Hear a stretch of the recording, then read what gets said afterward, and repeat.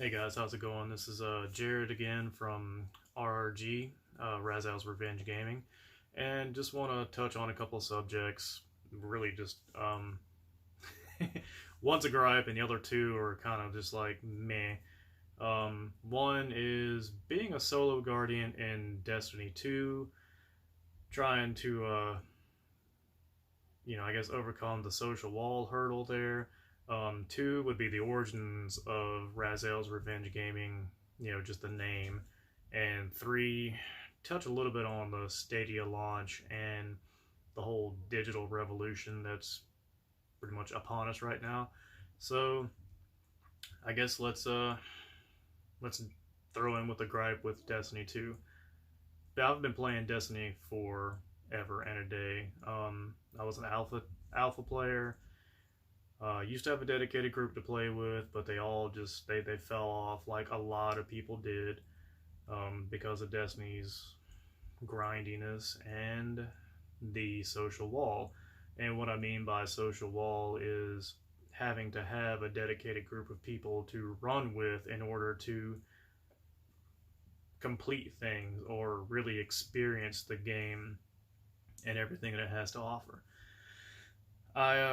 I realize there are looking for group apps and other groups like Facebook groups and places on Reddit and everything that will allow you to hunt down a group to play with or whatever.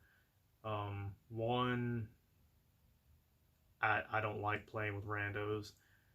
I do it from time to time, but most of my experience with playing with randoms has been not really negative, but it's just kind of like a take it or leave it experience.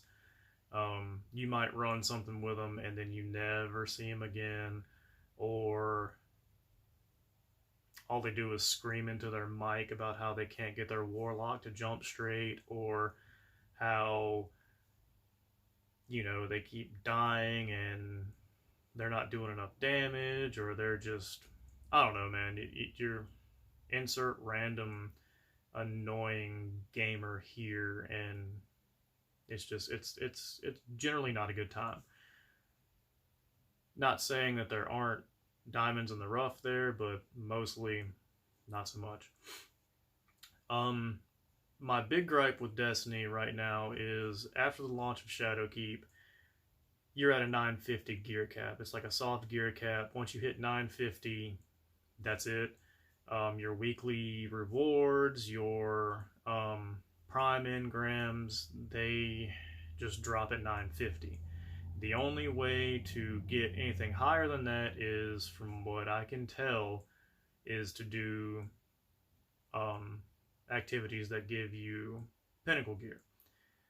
Now, the problem with that is that every activity that will give you pinnacle gear, they turn off matchmaking, so even if you wanted to run with randos, you couldn't. And that puts everything back behind a social wall again, which is really crappy for solo guardians like me, because the Forsaken, I hate to admit this, was the only DLC release that I actually was able to get max light, because it didn't require me to have a dedicated fire team and run stuff that required a fire team. All I had to do was just grind and pick up prime engrams, and the weeklies and all that. They gave me powerful gear, so it took me a little while, but I reached max light, no problem. Not so much now. And I know a lot of you are probably like, well, what the hell are you doing playing Destiny if you don't have a fire team, or you don't like playing with people, and so forth and so forth. Valid argument. I completely understand where you're coming from. However, this is, even as I'm going to say this, it sounds kind of like a cheap excuse, but I paid the money just like you did to be able to experience the game, so it's not right, for lack of a better term, for me to only be able to experience, like, I don't know, 3/4 of the game, or I guess, yeah, somewhere around there. I get like raids. Definitely losing out on that because I don't have a dedicated team, and I would never do randos. I've never ran a raid, so I don't know how to do one. Be more of a drag on a team that want to take me on as a random to do a raid because never done one. I don't want to be that guy where you have to explain everything to, and well, you understand where I'm coming from there.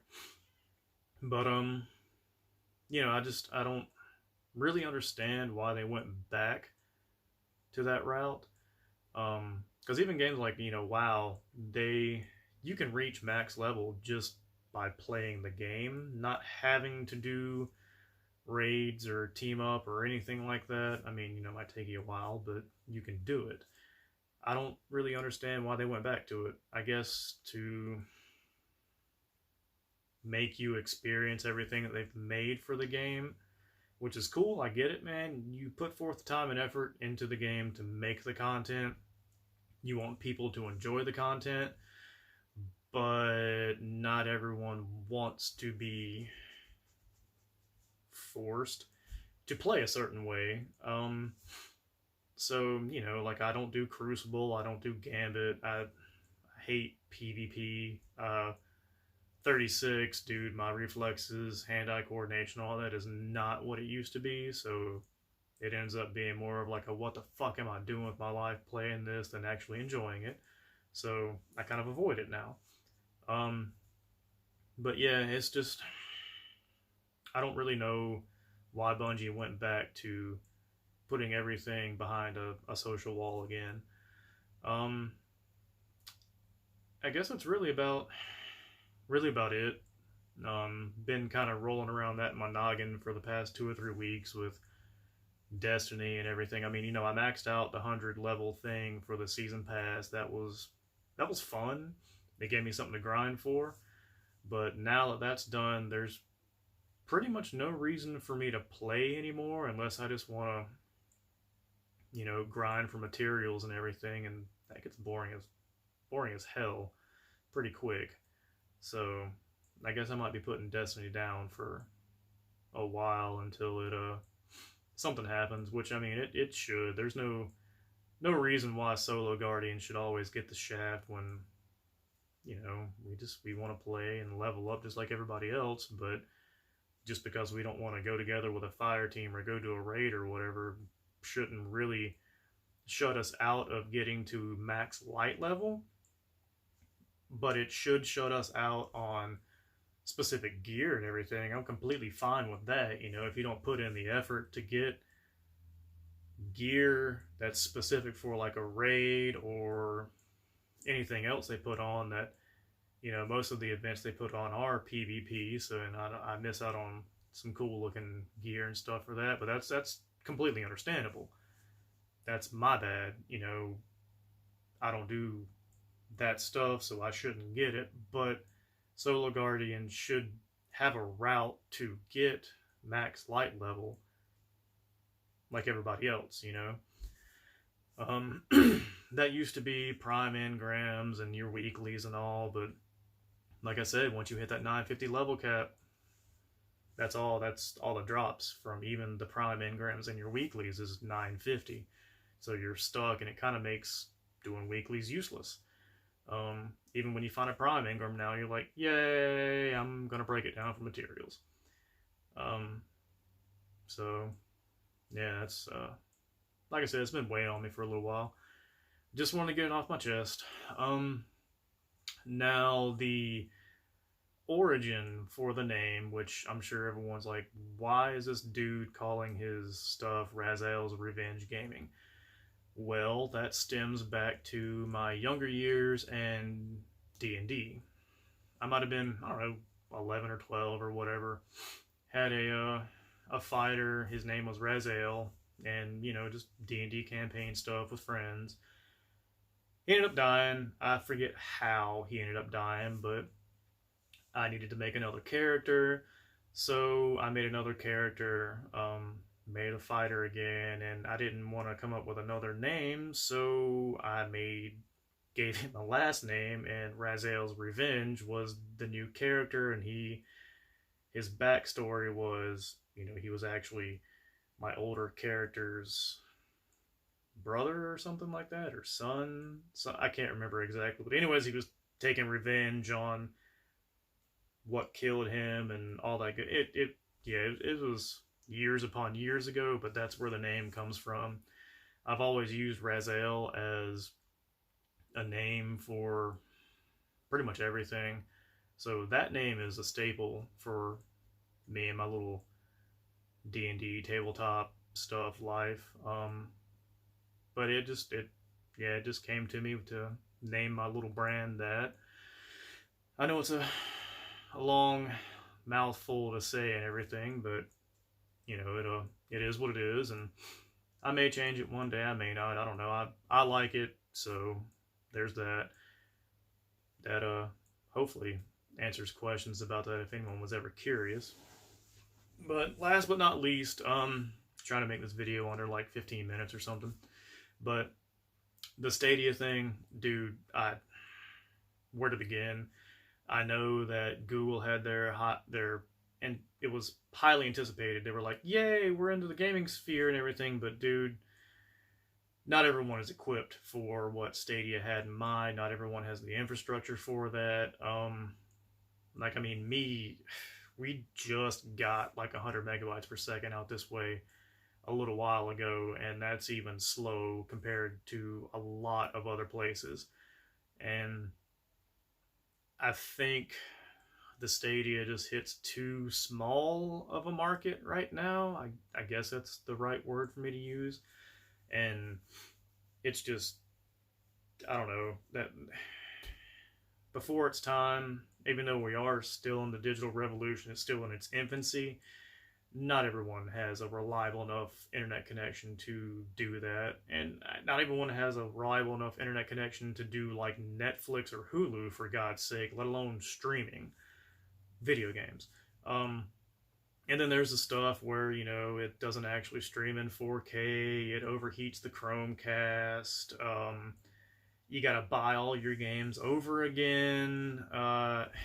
There's a whole bunch of stuff like, there's frame rate issues. You have to actually have like a Google Pixel phone in order to stream to a phone. It doesn't work currently with Apple and Android phones. You can use the app and everything on a Apple and an iPhone. Jesus. An Apple phone or an Android. You can use the app, no problem, but you can't actually stream the game to the Apple or the Android right now, just the Google Pixel phones. And oddly enough, in order to like navigate the store, you can't do that through the actual like with the controller and the Chromecast or whatever. You have to use the app on your phone, which is really weird. I hear it's kind of clunky and unresponsive at sometimes. And like I think they should have waited. That's really about all I got on that one, man. Like, it's before its time. Having to buy your games over again that you already have on your PS4, your Xbox One, or PC is kind of dumb. Like, why the hell would I want to spend another $60 just to be able to play remotely? It's mind-boggling how they thought anyone would actually do something like that. Convenience sake, I can see it, like, if you're in the kitchen or whatever, and you're like, oh, well, I'm waiting for this water to boil or whatever so I can put some noodles in there, and you just pop out your phone or whatever, and you want to play, like, Mortal Kombat or something. I understand where they were going with that, but it's not like a need right now. If you can't put down your game for long enough to, like, make food, you might want to reevaluate where your priorities are. Just a little friendly advice there. Gaming is fun and grand and everything, but if you can't step away for 30 minutes to make something and eat something, might want to, think about stuff. But anyways, that's kind of really... Oh, and it doesn't operate on normal Chromecasts. You have to have that Chromecast Ultra or whatever, which comes with the Stadia whenever you buy it. So, I mean, I guess it's really like a non-issue, but I guess if you were looking to buy one secondhand or whatever, they didn't include the Chromecast, and you just had a standard Chromecast, you'd be SOL. Um, oh, yeah, another thing. Gender-neutral controllers. That, for some strange reason, made news? Who the hell cares? It's a controller, and if you don't like the way that it's colored, you can always take it apart and paint it, make it whatever color you want if you kind of are uppity about that. I don't get the big draw about, oh, we made the gender neutral controller so as not to put out the women's. Dude, I've seen grown men like myself use hot pink controllers. I've seen women use the standard black controllers all the way to like blood red controllers and all that.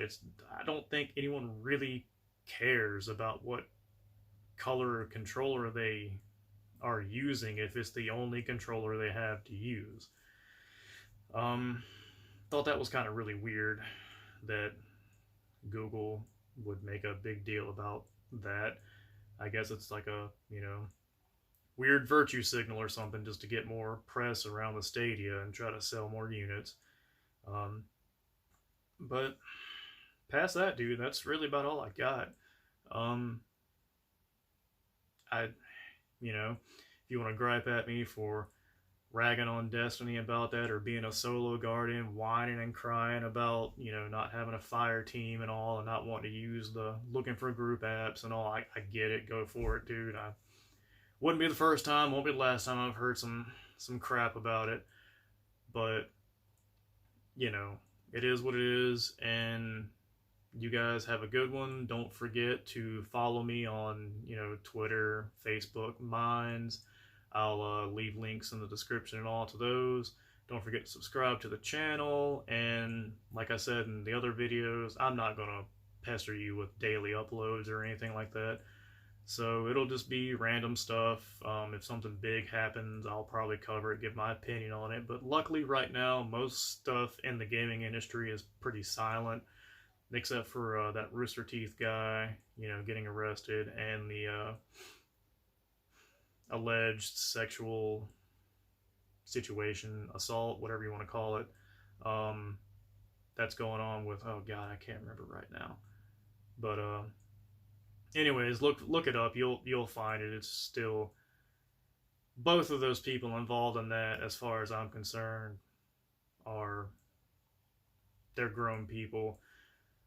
They knew what was going on. I don't have a lot of sympathy for either of them. You'll understand if you actually track down the story and read it. You'll be like, what the hell was this lady thinking? And, oh, dude was a douchebag. It's like, yeah, the first red flag should have been the time you stepped out. But anyways, I'm rambling. You guys have a good one, and I will talk to you later.